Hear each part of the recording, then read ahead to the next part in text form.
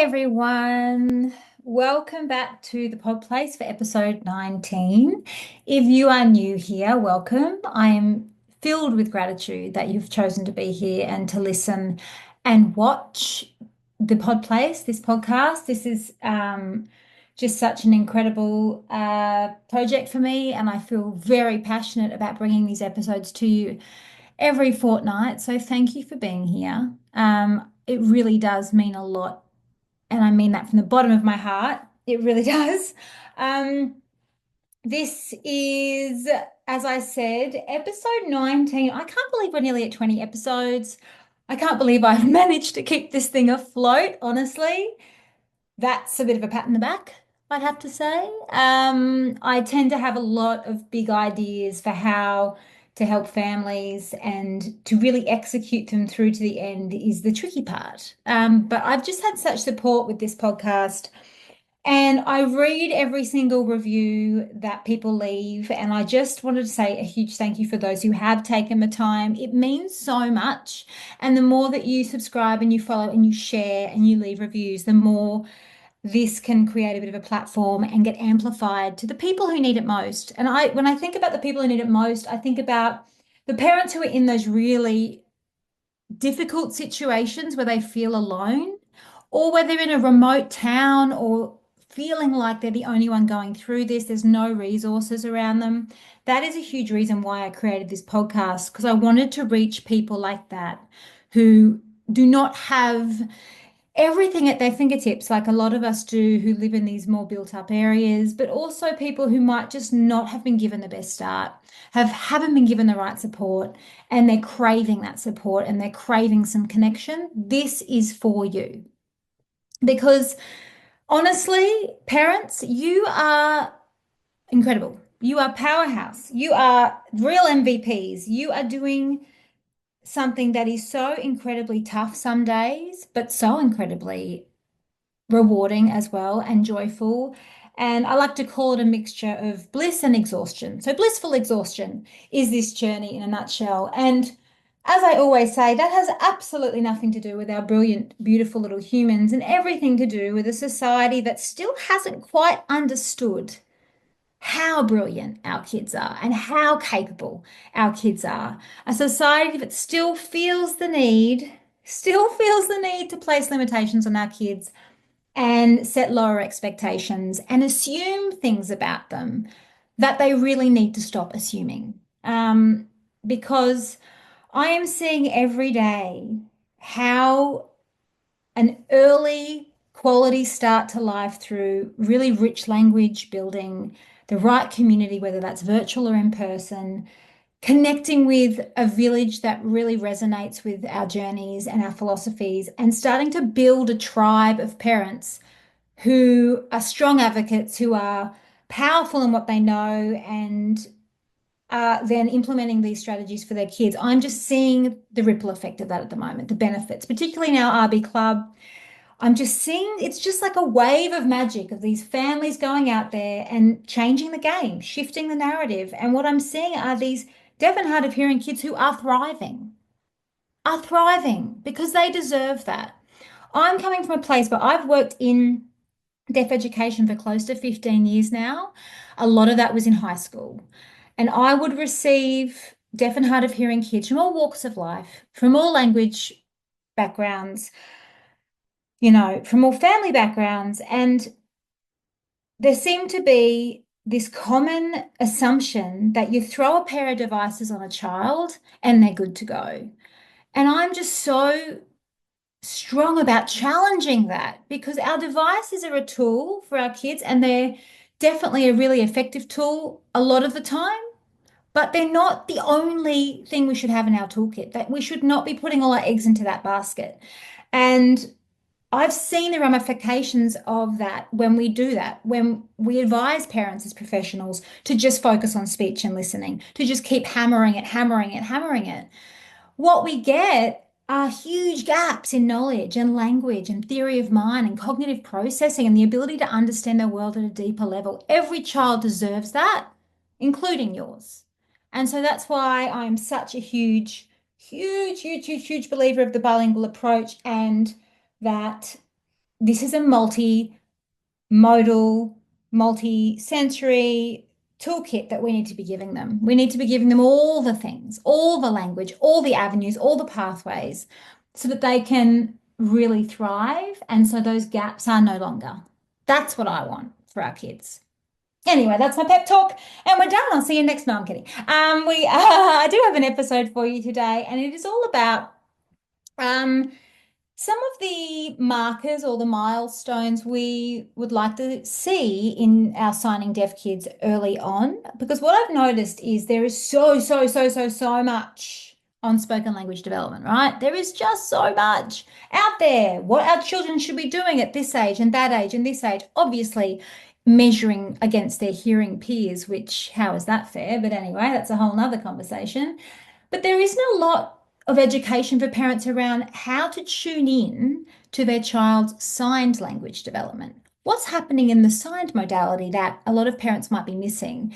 And again, this is not your fault at all. This is just that lack of education, that lack of guidance, that lack of support, that lack of seeing parents as the expert and providing capacity or building capacity and providing the knowledge they need to really become the expert of their child. I want you to be able to be at home and watch your little deaf human signing to you and know what it means. And I don't mean just, oh, they've signed a word and oh, I can't understand what they've signed. No, but what are the pre-markers of that? What should we be looking for before we even see that first accurate in context specific sign, right? Expressive sign. There is so much that happens before that, just like in spoken language. And I really wanted to provide you with this information so that if you're at home right now going, I'm signing to my child over like all day, every day, and I'm not getting anything back, and it's just so disheartening, I challenge that. I want you to go back and really watch your child. What are they doing with those little hands? Because there's a lot more happening there than parents are led to believe. And so I want to empower you today and to really look at your deaf and hard of hearing child. Because the more we can tune into their language development before we see that expressive, right? The more we can start to connect with them, we can start to provide them with that turn taking, we can start to really acknowledge and validate those communication attempts. Because we do that so often in spoken language, right? You know, you talk about before they even have their first expressive word, they'll be babbling away and we're going, oh, really? Is that what happened? Oh my goodness, tell me more. You know, we're really encouraging that expressive language to come through. And a lot of the time we're not doing that with our sign modality purely because the parent isn't equipped to know what they should be looking for. And so that's what I want to do today, guys. I want to break this down. I want to break this down for you. So we're going today to look at, I would say, 4 phases of early sign development that parents can be starting to tune in with. This is not an exhaustive list. This is not the only stages of development you might see. There might be some in between this, but I picked out 4 key phases that I thought would be really helpful for parents, and ones that I really encourage families I work with, and the little humans I work with as well. I really encourage families to look for these because the more we tune in, the more we start to see them. All of a sudden, it's all day, every day. You're like, oh my goodness, my little one is actually communicating to me so much more than what I thought. And so I really hope after this, particularly those who have who have younger deaf and hard of hearing bubs and toddlers, that you can really start to hone in on this and start to feel a little bit more empowered about what you're looking for and stop second guessing yourself and start to validate and acknowledge these communication attempts more. That is the goal. Okay, so the first one I want to talk about is sign babbling. Okay, when we talk about babbling in language in general, we look at our hearing kids and babble, babble, babble, babble, and our deaf kids if they've got devices early and all that sort of stuff, right? You're getting that spoken language babble super early, at that, all that sort of stuff. And we often really acknowledge and validate that with our kids all the time because we know innately, because it is our first language, that the more that we encourage that, the more it will come. And this is the same with our signed modalities, of course, because they are fully rich, established languages as well. But the thing is, if you're not used to seeing sign babble, you don't really know what you're looking for, it's easy to dismiss it because a lot of the time kids, particularly with their little bubs, they have those jerky movements and they sort of hands flap around everywhere. And so you can sort of just put it down to that they're still trying to find their body in space, right? And a lot of parents do. Um, but there is a very subtle intentionality to sign babbling. A lot of it is I say practicing. There's a lot of that before we get into that imitation phase, which is the next one. It's that practicing of using their hands. They're seeing you use your hands all day, and so they want to have a crack at it. They want to have a go at what that means. Um, is there meaning attached to sign babble? Sometimes, but often this is just that exploration of using their hands because they know that when they do that, it obviously means something. And so what we will see is generally what it looks like is they have their hands in front of them and they are looking at their hands a lot of the time. So the gaze is at their hands. They're intentionally looking at their hands. And they're starting to potentially move them around together, or they might have them in front of them and just be looking at them. But what you might also notice with sign babble is that you will say something to them or sign something to them, and then they will respond using these sign babbling with their hands themselves. And that's then trying to respond to you or trying to use language in whichever way they know. I have a really beautiful video of sign babbling with my son Frank that I'm going to share in the show notes for you to have a look at so you can really start to understand what sign babbling can look like. But there, with sign babbling, there's a real intentionality to it. And what I found with Frank and what I found with a lot of my little clients is it's not so much flapping the hands or there's that when you see little babies flapping their hands, they're not really engaged in their hand movements, not really aware that their hands are moving. They're just sort of, looking around the room and their hands are moving at the same time.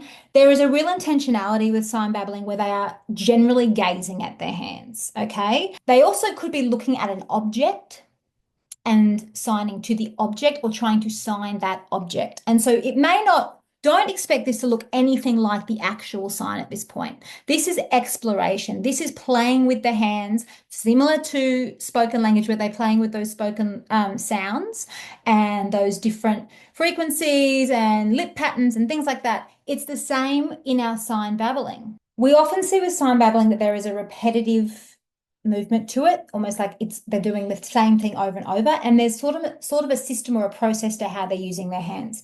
It could often mimic the structure or the movement or the orientation or the hand shape of actual signs, but you won't see accuracy at this point. It's just going to be that intentionality, that repetition of the same movement, and trying to almost mimic that hand shape or locational movement in some form. But I will show you those videos because they will help to provide some clarity around that. But there is that really subtle difference. And I would always say, if you're not sure, just assume it is. Because in no way is it disadvantageous to validate or acknowledge sign babbling, even if at that point in time it wasn't actually an intentional use of babble, right? Because you're still encouraging them to continue keeping their hands up. So even if you're not sure, still validate, still acknowledge, still let them know that what they are attempting is meaningful. It holds meaning and you want to see more of it. I want to see more of that. That's great. And so say you do catch your child signing to themselves, signing to an object, or moving their hands around that intentional way, use that opportunity. Get down on their level, wave in their gaze, and go, wow, my goodness, you're using your hands. I see that. Oh, yes, that is a dog. Oh, yes, that is a ball. We want to really be connecting so they understand, oh, hang on a second. Mum or dad just responded when I put my hands up. That's fantastic. I'm going to do that more and more and more. So that is why I'm such a huge believer in tuning into our kids when it comes to that early sign development, because that is where we're going to lay that foundation for them to actually understand that what they're doing with their hands has meaning. And if they continue doing it, it's going to make more and more sense as they age and as they get older. And so that is our first phase, our sign babbling. And as I said, I'm going to put some video, well, I'll put a video of Frankie in the show notes. I show extensive examples of this in my upcoming bilingual blueprint as well. If you haven't heard about that, check it out in my show notes. It's going to be incredible. It's a 30-day program. real crash course that is developed around a busy family because I obviously had the bilinguals boot camp, which was a beautiful 3 month intensive, but obviously probably not as easy for parents to navigate when they've got young kids, which I have received all that feedback from my wonderful boot campers who got so much out of it, but it was really intense. So what I've done is taken all the key, core, most important parts of the boot camp and I'm putting it into this 30-day program for you. And that includes loads of examples of these stages of development, particularly in that signed modality. Okay, so number one, sign babbling. Number two, I mentioned before, imitation. And so again, this is very similar to spoken language imitation in how the process looks. And so, for example, if we look at spoken language imitation, we might say banana, and our child says nana or ana. So we know that what they're trying to say is banana. They're trying to imitate what we're saying. Is there a meaning? Is there meaning attached or is it part of an in context conversation? Maybe not at this stage, right? So imitation is what we sort of see before we see that more contextual language. And so this is so critical. And this imitation is something we really need to encourage as well because they're getting there. They're starting to move to that next phase where the babbling is turning into intentional, expressive language. Maybe not in context, maybe they don't understand the meaning of what they're signing at this point, but they know that it holds meaning, and that's powerful. And so, imitation in a signed modality, for example, say you were to sign food, okay, or food or eat or something like that, you may notice your deaf child imitates that. Now, what that imitation looks like is generally not the accurate sign. Therefore, the handshake might be different, the orientation might be different, things like that. But they might be putting their hand back and forward over their mouth, right? That is imitation. That is them looking at what you were doing and trying to copy it. And that is like, celebrate that. Celebrate that. Like, I would go wild celebrating that because that is such a big moment. Imitation is the first step before we get into that really rich expressive language, and it is a critical step. We can't jump or bypass imitation. It's such an important part. And so it's them starting to really explore in a more intentional way. And so what you might see or what it looks like is these simplified versions or because their dexterity in their hands isn't able to make the hand shapes yet, it's going to be, yeah, a simplified version of the sign that you are using. And a lot of the time you're going to see this happen with things like mum, food, milk, more. Obviously, basic needs stuff is probably going to come first because that's the ones we use the most with our younger kids.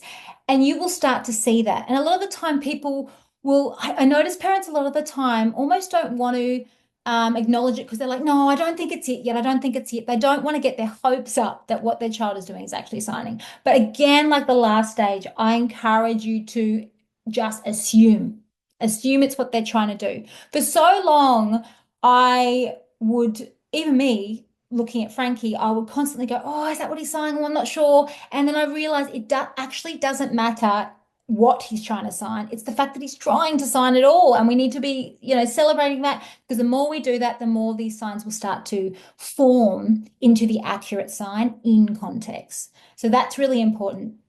Frankie's first sign was mum. And this was because obviously I spent a lot of time trying to get him to sign it so he wouldn't sign dad first because my hearing son said dad first. So yes, there was a bit of a selfish reason there.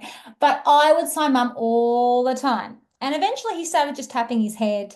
And I know that at the time, I don't think he really knew that I was that sign, that sign was connected to who I was, but it was his first sign. And he would tap his head all the time, all day, just with a flat palm. And I was so proud. His next one was food. And he actually had a flat hand. So for food in Auslan, I'm not going to explain this properly, but it's not really a claw hand. It's more of like all the fingers coming together. If you're watching YouTube, you'll be able to see me and putting it at the mouth to make food or eat, right? That was a very poor example of explaining that. Sorry, I'm not great at that.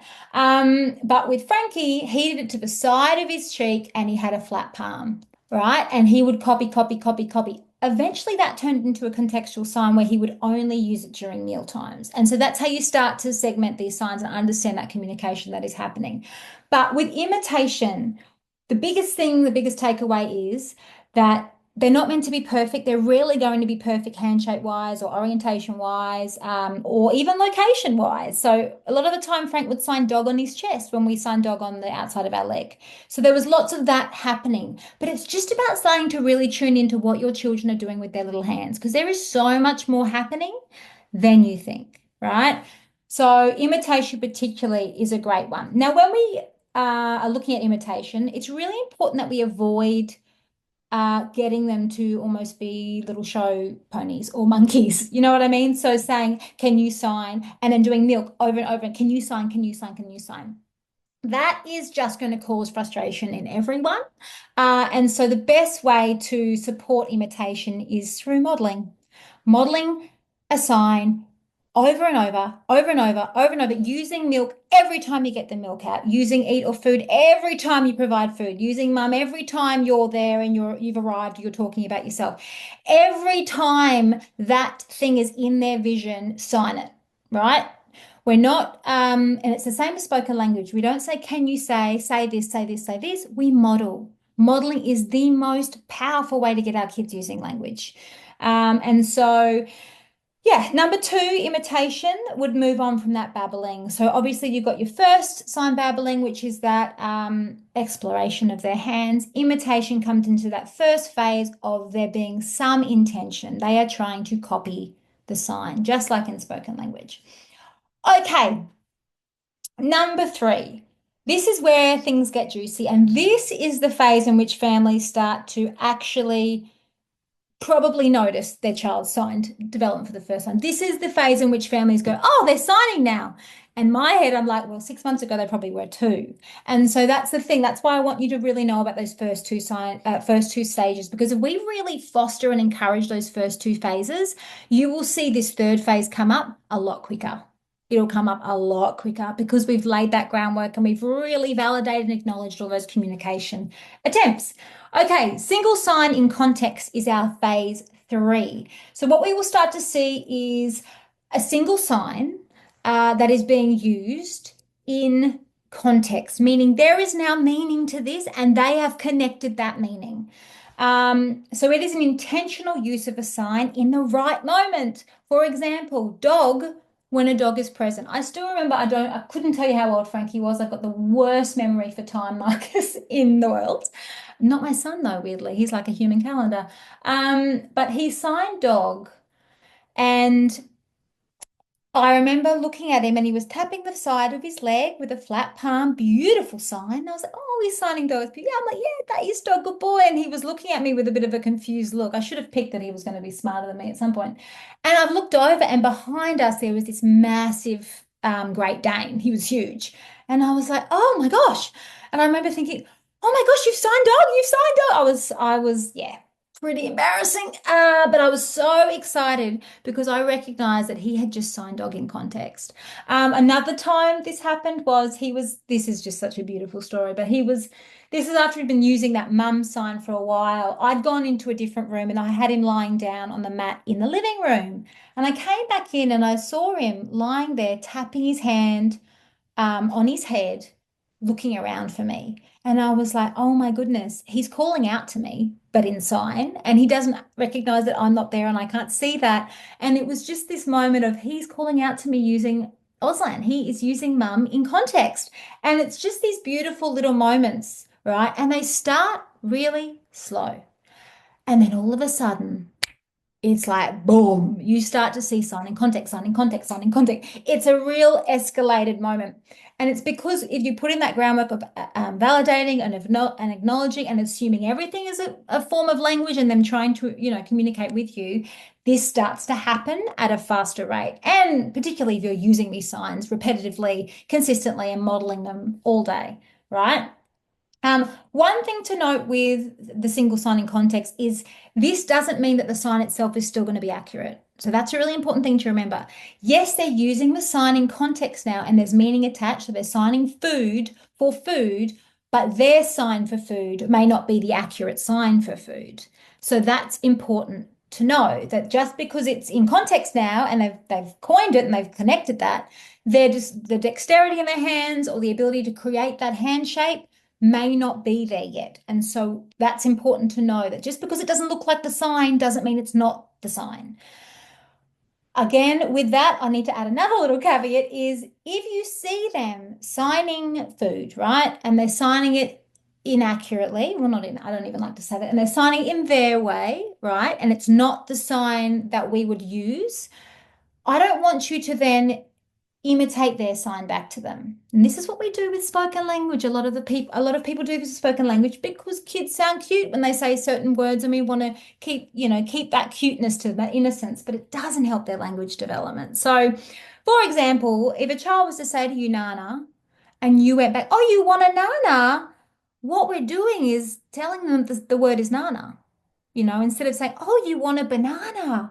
And so even if the child is saying Nana, we are going to continue modeling the accurate representation of that word or that sign.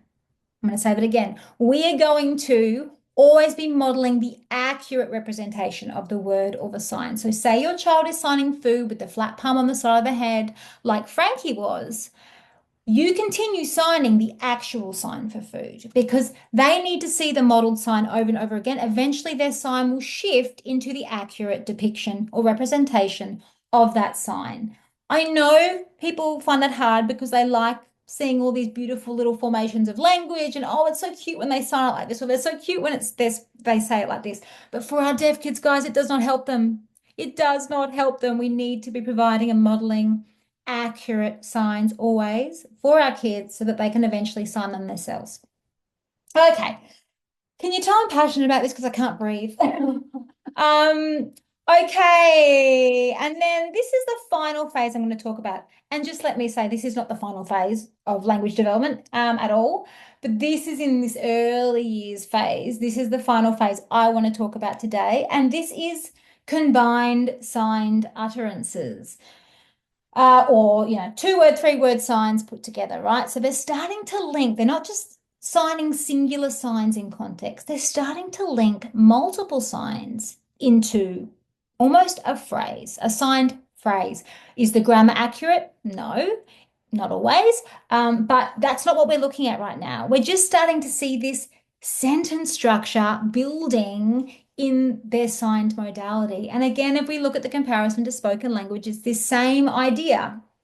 Um, when we look at spoken language sentences, a lot of the time our kids, when they're talking, they're not saying these full, beautiful, rich, complex sentences the minute they start speaking, are they? They're saying 2 to 3 words at a time. Want ball outside, go outside dog. They might be saying these things because they're still learning the structure and the syntax of their language. And this is the same with our sign modalities. So what you might see is 2 or even 3 signs starting to be strung together to create more meaning.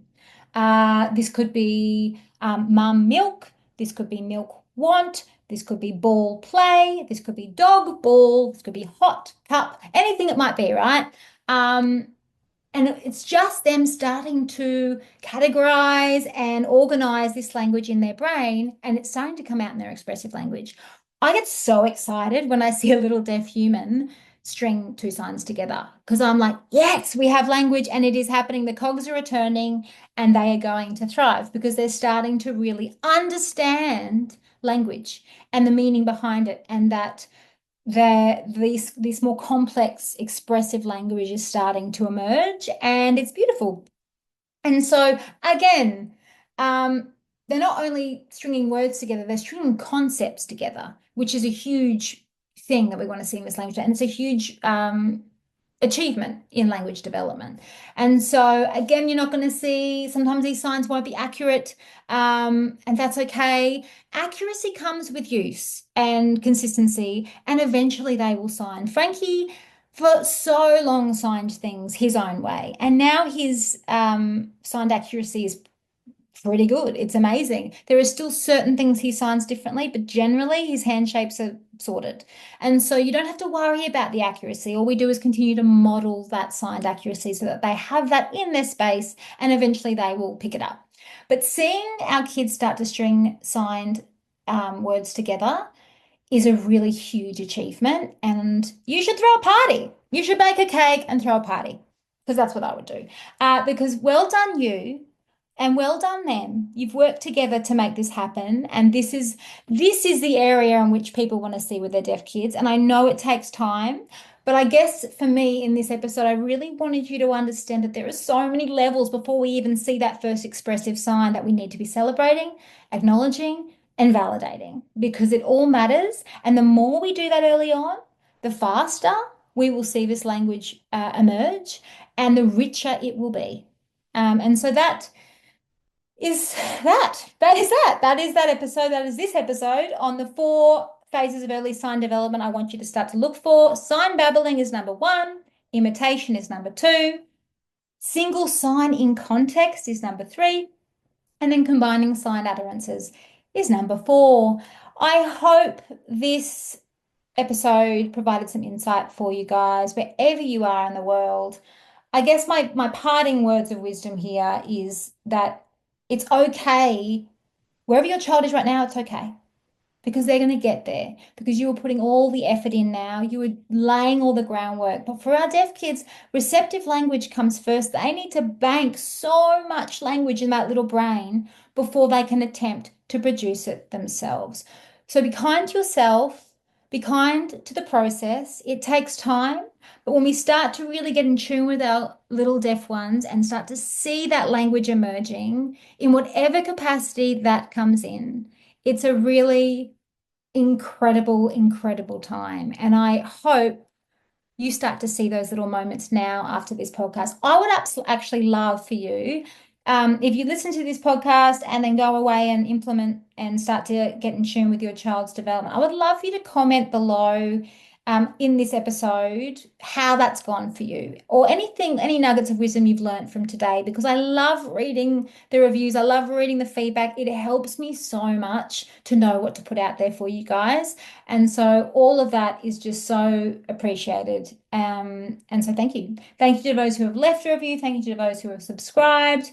You mean the world to me. And you're fantastic. Okay, guys. Until next time, I hope you have a wonderful week and we'll talk soon. Hi, everyone.